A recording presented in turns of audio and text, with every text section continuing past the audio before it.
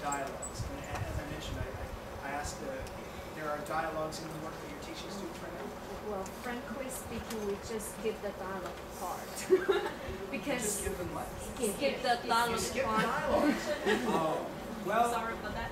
No, don't be. I totally understand why you have to do that. Again, I know that the numbers and the time constraints are very, very difficult for you. But the reading part, how can I cope it with the reading part of it? Connect the dialogue with the reading? The whole article.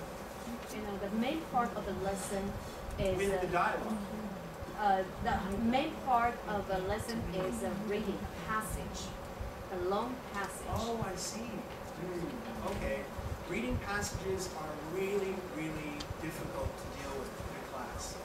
The hardest things, in fact, for me to find a way to deal with it. Very often, okay, I don't know if I'm going to be able to give you a very good answer to this question, because as I said, I think this is one of the hardest elements.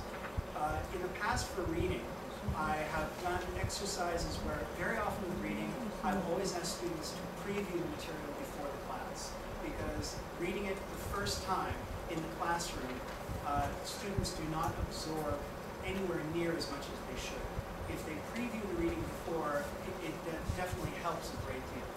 The second thing I've sometimes tried to do to make the readings more energetic is to ask students, force the students to say, okay, for example, if I figure they could read the material in about 3 minutes, silently, they could read the material. Assign them groups again and say, all right, here's a group of 4 people here.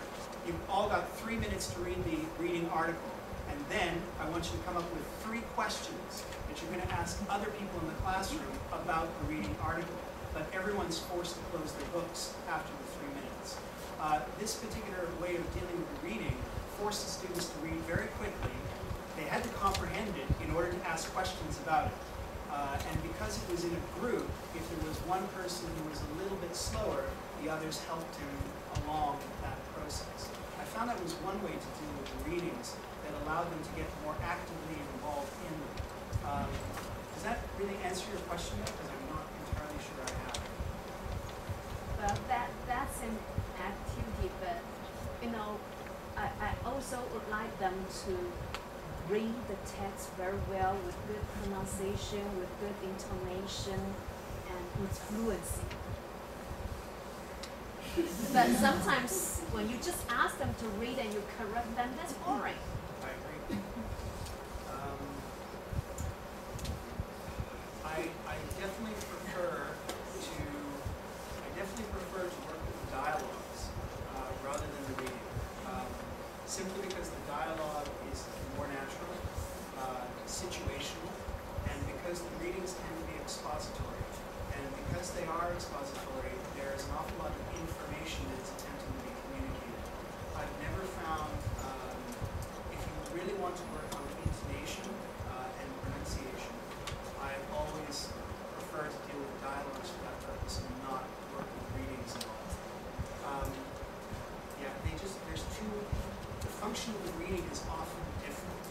You know what I mean? Because it's there to communicate information, whereas the dialogue is there to actually say, this is the way people speak about a situation.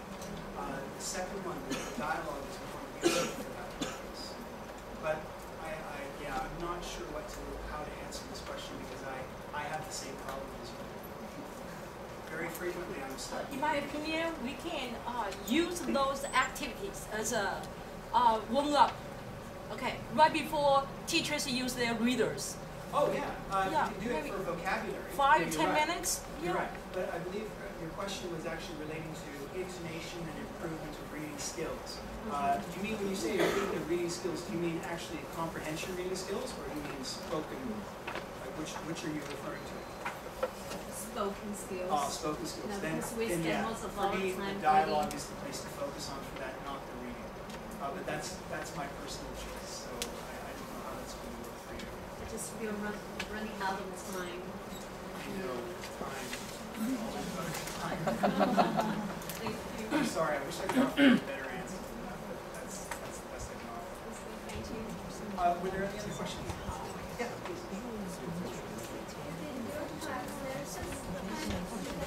They are very advanced at the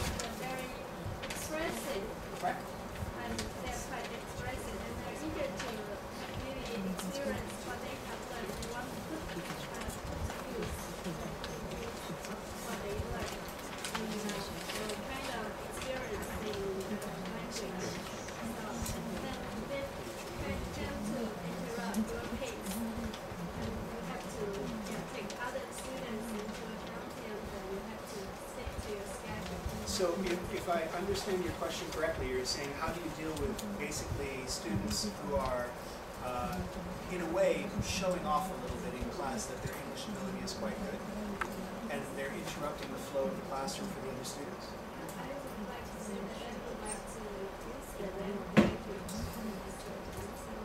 But the problem is they're interrupting the class? Your pace will be interrupted. That's a very difficult one. I have experienced that kind of problem where I do have classes that have a large discrepancy between low and high students, and I'm sure you probably all have had that experience as well, especially with so many students getting English training from other schools, bands and other private tutors, etc., that basically create a very large gap, which makes it more difficult to manage. One of the things that's always hard to deal with, for sure. But I guess I've tried to always tell students at the very beginning of a class that the class will determine a sort of medium. The class itself will determine a medium. And if there are some students in the class who are excessively skilled, that they need to actually give other people time to express themselves and to catch up. Usually I've often tried to have a word with them sometimes and express the fact that I recognize their skills are very good, but they need to be more aware of the larger environment that they're dealing with, because it is a classroom, right? But that's always it's a touchy topic, isn't it? I mean, you can talk to students directly about this sort of issue.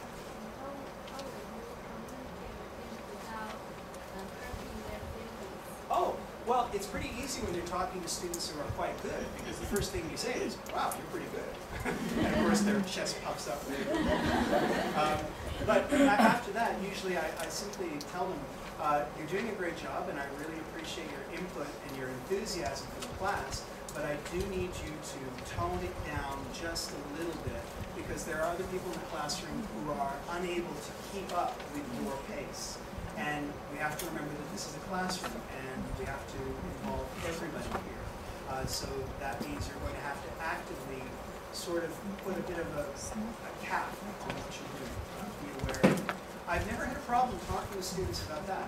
It's much more difficult to talk to students whose level is very low, and they're having trouble keeping up. That's the more difficult one, because you're dealing with an inability, not an overability. So, yeah, does that answer your question? Great, yeah. Good. Any other questions? No? Everyone's hungry? I'm sorry. Because sometimes we ask, for example, a 3 or 5 student to put on short play in Chinese. Right. They can easily show their feelings about a certain certain words, because sometimes certain words convey certain feelings. So if they put on in Chinese, they can easily show their feelings.